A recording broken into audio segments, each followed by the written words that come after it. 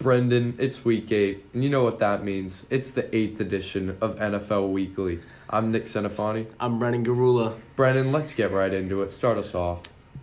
First game, we got the Steelers hosting the Dolphins on Monday Night Football. Early in the game, the Dolphins were up 14-0, looking to get their first win. But the Steelers scored 27 unanswered points as the Steelers win 27-14 with James Conner carrying the Steelers with 23 attempts, 145 yards, and a touchdown.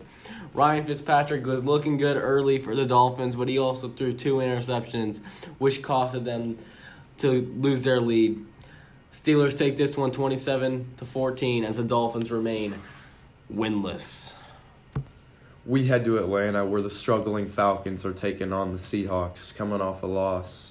Russell Wilson, decent game. He did enough to get it done, completing 14 of his 20 passes, 182 yards and 2 touchdowns. Chris Carson had a solid game with 90 yards and a touchdown. And Tyler Lockett continues to be a beast, 6 receptions, 100 yards. On the Falcons side, Matt Schaub threw for 460 yards. I didn't know he was capable of anything close to that, maybe even half of that. Also throwing a touchdown and a pick, but it didn't get the job done. Julio had a nice game, 10 receptions, 152 yards, had a good connection with Schaub. But of course, the Falcons lost, dropped to 1-7. Seahawks go to 6-2. Next, we head to Nashville as the Titans take on the Buccaneers. Ryan Tannehill for the Titans actually looked decent, throwing 193 yards and 3 touchdowns. Derrick Henry having a solid game, beasting it out with 16 attempts and 75 yards. On the Buccaneers side of things, of course, you know Jameis Winston threw a pick, of course. I mean, he threw for 301 yards, 2 touchdowns, but he also managed throwing 2 picks. But Mike Evans, what a beast. 11 receptions, 198 yards, and 2 touchdowns. But that is still not enough to beat the Titans, as the Titans move to 500. We head to Lucas Oil Stadium in a very crusty matchup between the Colts and the Broncos. Nothing could get going on offense for either team, as both quarterbacks struggled, and nobody eclipsed 100 yards, receiving or rushing. Marlon Mack had the best performance of the game, rushing 19 times for 76 yards and a touchdown. And in the end, this was enough to lead the Colts over the Broncos, as the Broncos lose to another game-winning field goal, their 3rd of the season. Tragic, but the Colts take this one 15-13. Next, we head to London as the Rams take on the Bengals. As the Bengals try to seek out their first win of the season as Zach Taylor goes and visits his old team. Jared Goff has a very solid game throwing against this weak Bengals defense, throwing for 372 yards and 2 touchdowns. Cooper Kupp, 7 receptions, 220 yards and a touchdown. He's a god. Andy Dalton, not bad. 329 yards and a touchdown. Joe Mixon finally got something rolling. 17 attempts for 66 yards. Still not as big as a game as he wants to, but best he's had all season. The Rams take this one 24-10 as the Bengals go to 0-8. They suck. We head to New Orleans where the Saints finally get back their franchise quarterback, even though Teddy Bridgewater held it down, going 5-0. They had a dominant game, and the Saints had a 3-headed trio on offense.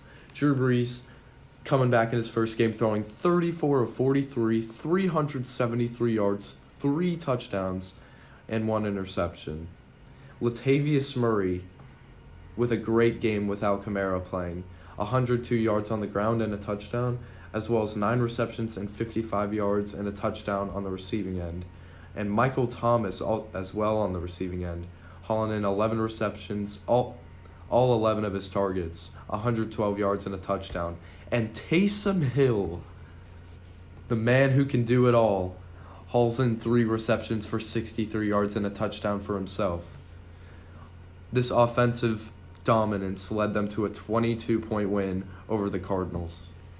Next, we have the Jacksonville as the Jaguars takes on the struggling Jets. Gardner Minshew shows out once again, 279 yards and 3 touchdowns. Chris Conley hauls in 4 receptions for 103 yards and a touchdown as well. And on the Jets side of things, Sam Darnold is still seeing ghost, throwing for 218 yards, 2 touchdowns, and 3 interceptions. Le'Veon Bell getting paid to practically do nothing. 9 attempts for 23 yards. Can't get anything rolling. The Jaguars take this one 29-15 at home to move to 500. Now we have a matchup between the Chargers and the Bears where both teams are looking to get back on track. Mitch Trubisky continues to struggle, throwing only for 253 yards and a pick without throwing a touchdown. Phillip Rivers as well continues to struggle, 201 yards and a touchdown, as the Chargers just fired their offensive coordinator yesterday. As a result of this, David Montgomery finally with a breakout game for the Bears, rushing 27 times for 135 yards and a touchdown. And Melvin Gordon just can't get anything going in this Chargers offense right now. Look for him to be a name on the trade block before the deadline.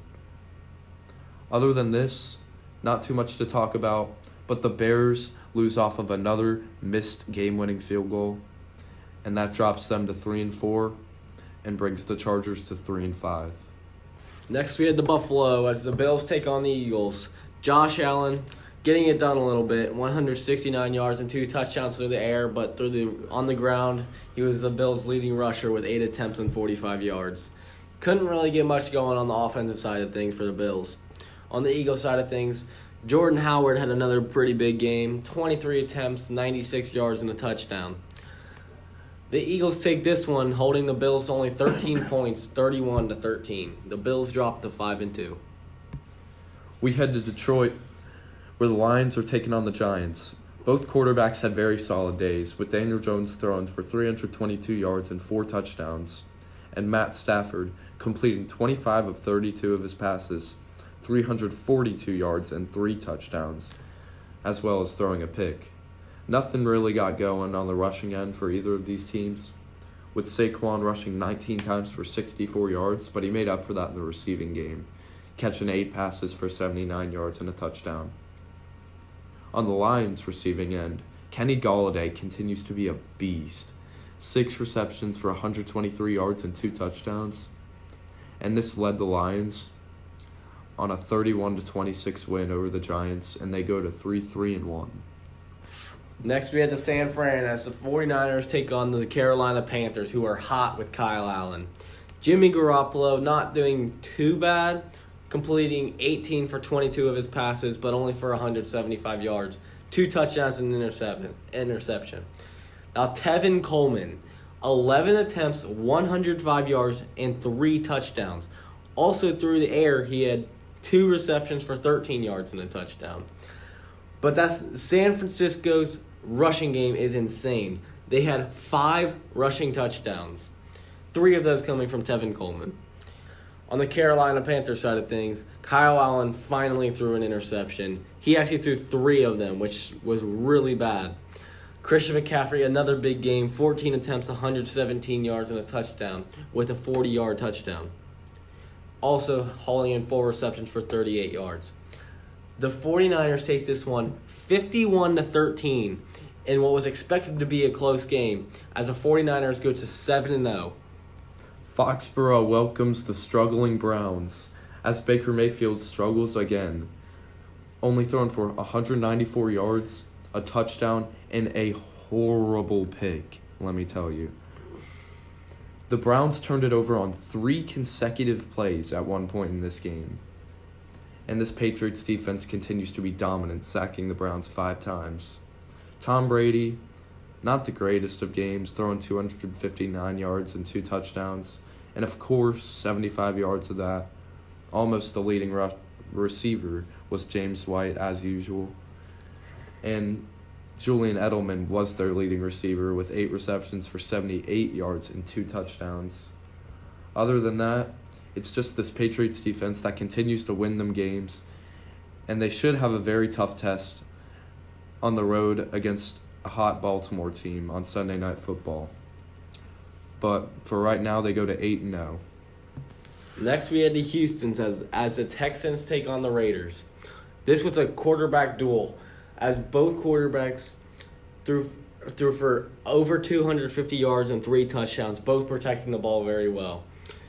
Carlos Hyde on the rushing attack for the Texans, 19 attempts for 83 yards, pretty solid game. And DeAndre Hopkins, 11 receptions for 109 yards.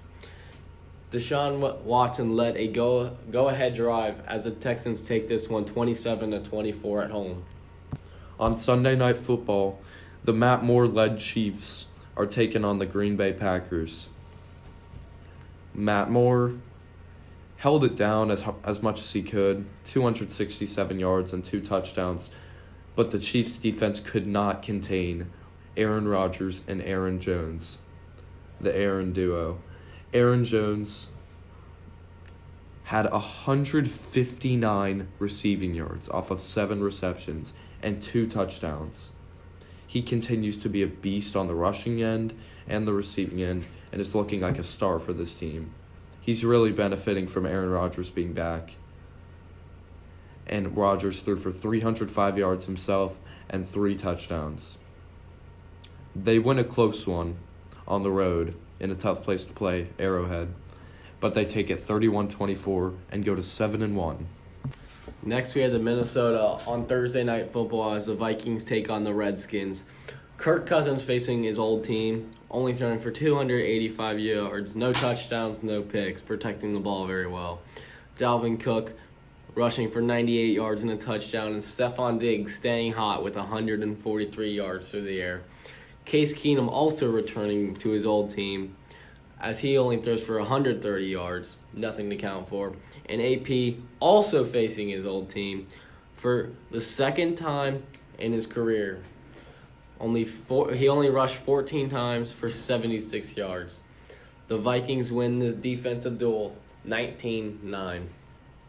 Let's head into our Team of the Week segment, which was a no-brainer given to the San Francisco 49ers. They absolutely shut down a hot Panthers offense and continued to be dominant on offense themselves. They had 5 rushing touchdowns, 3 of those coming from Tevin Coleman, 1 from Raheem Mostert, and 1 from Deebo Samuel. And on the defensive end, Nick Bosa looks like a serious Defensive Player of the Year candidate. And they caused 3 picks for Kyle Allen. On the receiving end, George Kittle had a nice game as well, hauling in 6 receptions for 86 yards, and Tevin Coleman also had a receiving touchdown, which brings his touchdown total up to 4. And Emmanuel Sanders also caught a touchdown in his first game as a 49er. All of this led to a dominant 51-13 win over the hot Panthers, as the Niners go to 7-0 and the Panthers go to 4-3. Next, we go to Player of the Week as we stay in the 49ers game, as we have to give it to Tevin Coleman. He had 4 total touchdowns, 3 on the ground and 1 through the air. He had 105 yards on the ground with a long of 48, putting up 35 fantasy points for his fantasy owners. Through the air, he only put up 13 yards, but as I said, he had a touchdown. This 49ers rushing game is crazy with the combination of Tevin Coleman, Raheem Mostert, and Matt Breida. They're crazy. Not mentioning that their defense is also crazy. Nick Bosa put on a show here in this game. But back to Tevin Coleman, as we said. He put up 35 fantasy points for his fantasy owners as the 49ers win 51-13.